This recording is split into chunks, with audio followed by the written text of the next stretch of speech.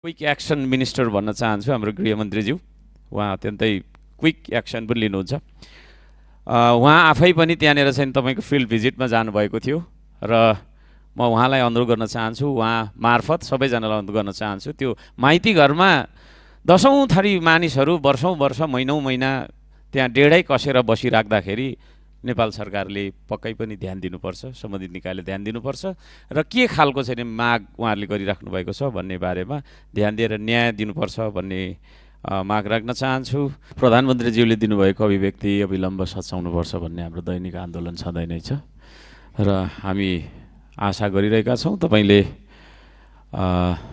त्यो अभिव्यक्तिलाई रेकर्डबाट हटाउने आदेश दिनुहुनेछ र हाम्रो भौगोलिक अखण्डताको रक्षार्थ तपाईँ उभिनुहुनेछ भन्ने विश्वास लिएका छौँ। र मैले यहाँ दुई चारवटा कुरा राख्न चाहेको छु। यो रौतहटको गौर नजिकमा चाहिँ भारतले उच्च बाँध बाँधेर यो लाल बकैया र बागमतीको निकासलाई बन्द गरेको कारणले त्यहाँनिर चाहिँ डुबान हुने गरेको भन्ने खालको रिपोर्टिङ आएको छ। यो बारेमा सत्य तथ्य के हो, नेपाल सरकारको सम्बन्धित निकायले, सम्बन्धित मन्त्रालयले ध्यान दियोस् र भारतको भूभाग चाहिँ हामीले बचाइदिनुपर्ने, हाम्रोमा चाहिँ डुबान गर्नुपर्ने भन्ने खालको त्यो राष्ट्रघाती सन्धि, राष्ट्रघाती सम्झौता, राष्ट्रघाती करार हो जस्तो मलाई लाग्छ। त्यो विषयमा चाहिँ नै नेपाल सरकारले गम्भीर भएर खोजोस् र गर्नुपर्ने आवश्यक कार्य गरोस् भन्ने माग राख्न चाहन्छु। अर्को कुरा, भूमि व्यवस्था मन्त्रीज्यूलाई म स्मरण गराउन चाहन्छु। यो राजविराजमा तपाईँको चाहिँ नि 1998 सालदेखि आज 85 वर्ष भएछ। 85 वर्ष पहिलादेखि त्यहाँनिर चाहिँ तपाईँको बिटौरी जग्गा भनेर चाहिँ तपाईँको नगरपालिकामा कर तिरेर त्यहाँ 70 बिघाको आसपासमा बसोबास भइराखेको रहेछ। ती मानिसहरूले चाहिँ धनी पूर्जा मागेर आन्दोलन भएको 1 महिना करिब भइराखेको रहेछ। कहिले अर्धनग्न आन्दोलन गर्ने, कहिले के गर्ने, त्यो विषयमा सम्बन्धित निकायले, सम्बन्धित मन्त्रालयले, इभन सबै नेपाल सरकार सबैलाई म आह्वान गर्न चाहन्छु, आग्रह गर्न चाहन्छु, त्यो विषयमा त्यो आन्दोलन किन गरिरहेको छ भन्ने बारेमा चासो र चिन्ता देखाउनुपर्छ र आन्दोलनकारीको माग चाहिँ त्यहाँ हामीलाई धनी पूर्जा दिनुपर्छ भन्ने रहेछ। त्यो 85 वर्षदेखि होइन, धनी पूर्जाको लागि आन्दोलन गरिरहनु यो तपाईँको चाहिँ के अरे अत्यन्तै अन्यायपूर्ण देखिन्छ। त्यसतर्फ नेपाल सरकारको ध्यान जाओस् भन्न चाहन्छु। भने 2017 सालदेखि रामधुनी सुनसरी 1 मा पर्छ, सभामुख महोदय, त्यो मेरो चुनाव क्षेत्र पनि हो। त्यो सुनसरी 1 को रामधुनी 7 मा 64 बिघा भन्ने जग्गा छ, त्यहाँनिर चाहिँ त्यो बस्ती छ।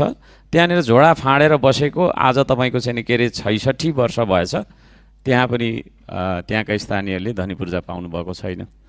अब यो 100 वर्षसम्म, 200 वर्षसम्म पर्खिँदाखेरि पनि लाल पूर्जा नपाउने यो कस्तो देश हो, यो अचम्म लाग्छ।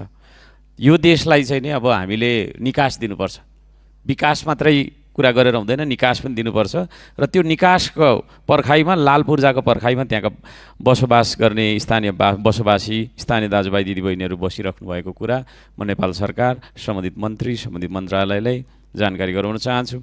र त्यहाँ चाहिँ भर्खरै तपाईँको चाहिँ नि नक्कली जग्गा धनी आएर अब यो जग्गा चाहिँ मेरो हो, पहिला चाहिँ तपाईँको चाहिँ के थियो, त्यो झोडा फाँडेर बसेको भनेर 2 चोटि सर्वोच्च अदालत र त्यतिखेरको तपाईँको चाहिँ नि न्यायिक समिति, राजदरबार अन्तर्गतको न्यायिक समितिले पनि ती बसोबास गर्ने मानिसहरूकै हो यो जग्गा भनेर भनिदिएको। तर 81 अहिले चाहिँ आएर फेरि नक्कली जग्गा धनी निक्लेर जग्गा हाम्रो हो, कतिमा किन्छौ किन भनेर चाहिँ तपाईँको दुःख दिइराखेको भन्ने जानकारी आएको छ। त्यसतर्फ नेपाल सरकारको ध्यान जाओस्। र अन्त्यमा म के भन्न चाहन्छु भने महिनौदेखि, वर्षौँदेखि पनि रहेछ कति त त्यो माइती घरमा। अस्ति भर्खर मैले हाम्रो क्विक एक्सन मिनिस्टर भन्न चाहन्छु हाम्रो गृहमन्त्रीज्यू। उहाँ अत्यन्तै क्विक एक्सन पनि लिनुहुन्छ।